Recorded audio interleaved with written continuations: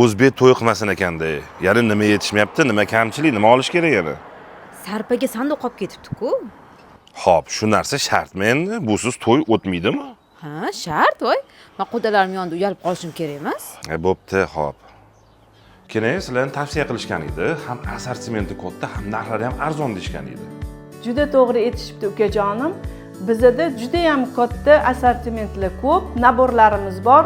Oqliqqa, fotiha to'ylarga, beshi to'ylarga hammasiga naborlarimiz bor. Keyin bu naborlarning narxi necha bo'lyapti endi? Bizda hozir juda ham katta chegirma ketyapti.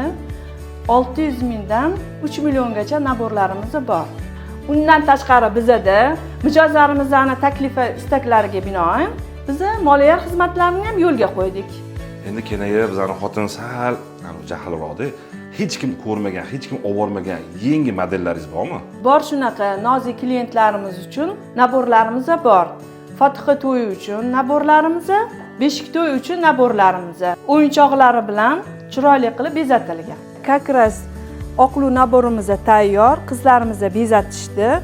Oqlu naboriga kiyimlarni ham, ro'mollarimiz, sumkalarimiz, oyoq kiyimlarimiz va hokazo hamma narsamiz bor. Pulni bomba qilib kelaverasiz, chetdan chiroyli bo'lib kiyinib to'yga ketaverasiz.